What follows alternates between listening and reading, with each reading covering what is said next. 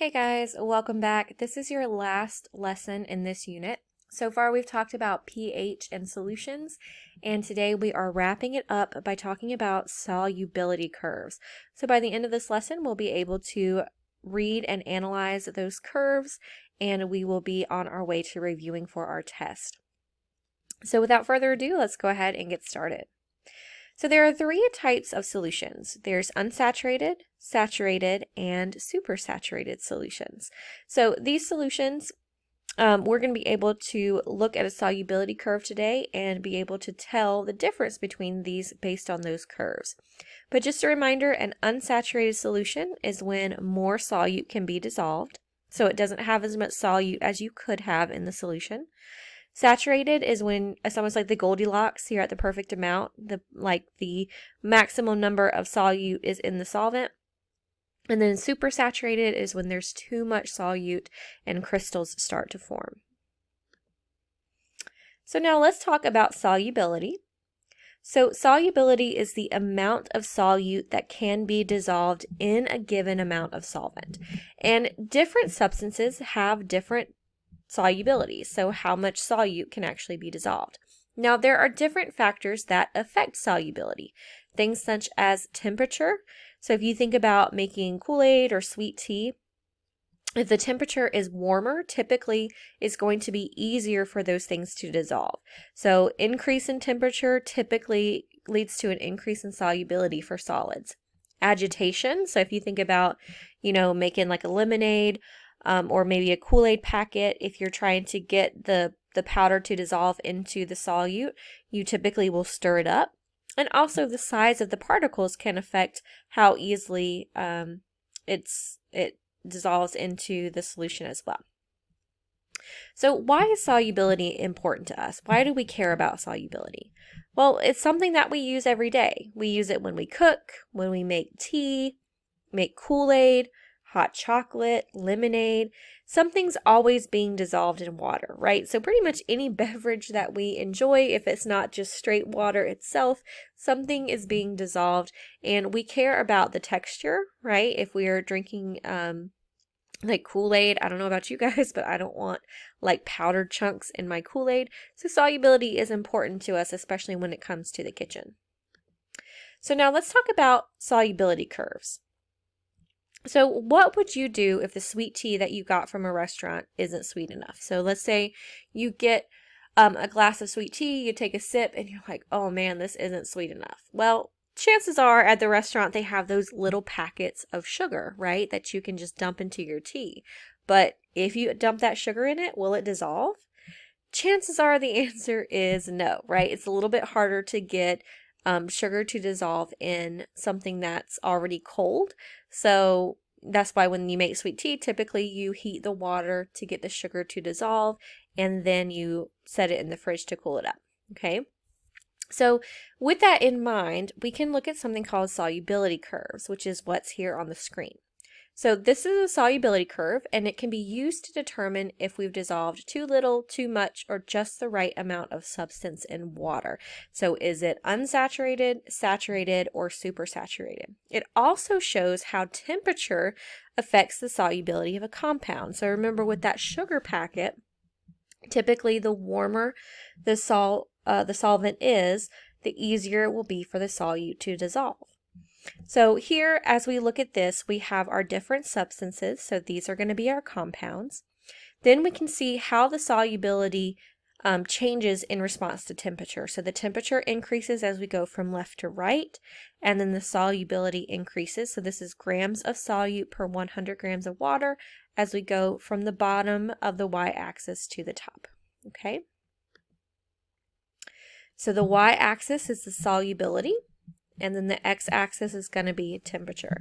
If we remember back to our scientific method days, our x-axis is the independent variable, and the y-axis is dependent, so the solubility will depend on the temperature of the solvent.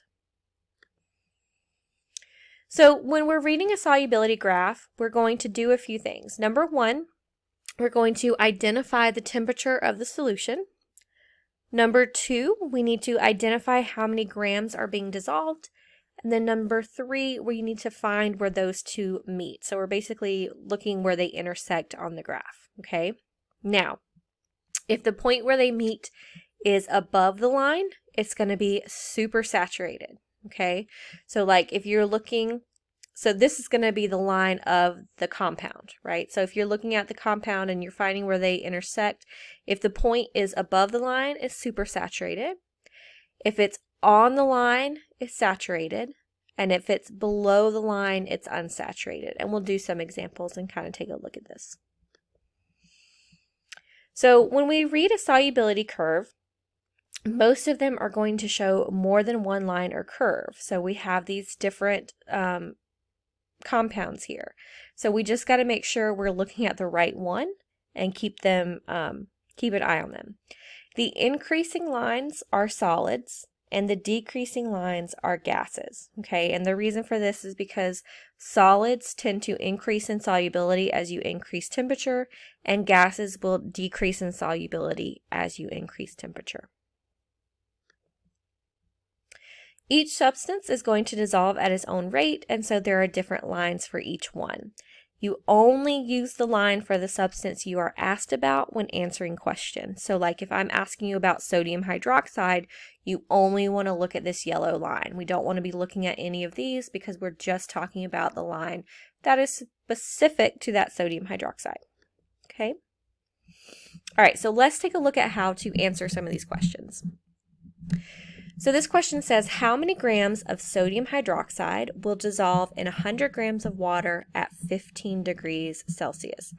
So here we just have to find our temperature on our x-axis, and then we need to follow it up to our solubility curve. Okay, here it's asking us about sodium hydroxide, so we're going to want to find the point on the sodium hydroxide line that's associated with 15 degrees Celsius, okay? So if I'm looking here on my temperature axis, which is the x-axis, 15 is going to lie right between the 10 and the 20 because we're going up by tens. And I'm going to follow this up until I meet my yellow sodium hydroxide line, okay? Because that is where I want to be because it's asking about sodium hydroxide. So once we're on this line, we can follow our cursor over and see that it hits right at 100. Okay, so we want to find the grams of solute per 100 grams of water that intersects with the 15 degrees Celsius, and that's 100. So that means 100 grams of solute per 100 grams of water will dissolve at 15 degrees Celsius. Okay, so 100 grams of sodium hydroxide per 100 grams of water will dissolve at 15 degrees Celsius. We're basically just looking to see where they intersect, okay? Let's do another one. How many grams of sodium hydroxide will dissolve in 100 grams of water at 40 degrees Celsius? So that first example was at 15, so now let's do 40, okay? So I'm going to put my cursor on my 40 temperature, and I'm going to follow my cursor up, and I'm going to hit my sodium hydroxide because again the problem is for sodium hydroxide, and I'm going to follow my cursor over, and it would be 140. So the answer would be 140 grams of solute. So 140 grams of sodium hydroxide would dissolve per 100 grams of water at 40 degrees Celsius. And again, that makes sense because this is going to be a solid, so sodium hydroxide would be a solid, and as the temperature increases, the solubility will increase as well. Okay, so let's do a reverse one. It says, at what temperature will 90 grams of lead nitrate dissolve in 100 grams of water? So now we're not looking at sodium hydroxide anymore. We're looking at lead nitrate, which is right here. So this is going to be this purple line. So we're going to be looking at the purple line. But instead of asking for the solubility, it's asking for the temperature. We're going to do the same thing as we did in the last two problems, but now we're going to start on our y-axis instead of our x-axis, okay? So let's go over here to our solubility. So we want to find 90 grams of this PbNO32, okay? So I'm going to put my cursor right around the 90 mark, which is going to be between the 80 and the 100. And I'm going to follow it over until I hit my purple line, okay, which is going to be right about here. Now I'm going to follow my cursor down to find where it would intersect with my temperature.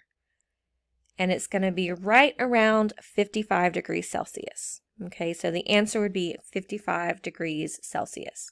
So at 55 degrees Celsius, 90 grams of lead nitrate would dissolve in 100 grams of water. Okay, same thing, pretty much same basic premise as the first two examples. It's just you're working towards the temperature instead of working towards the grams of solute. Okay, and that is the final example in this particular slideshow, but you guys will definitely be working on some more practice problems in your assignment today. If you have any questions, let me know. I'm going to link an additional YouTube video of solubility curves so you can see some more examples as well. But of course, if you have any specific questions for me, let me know. I will catch you guys in your next lesson, and I'll see you later. Bye, guys.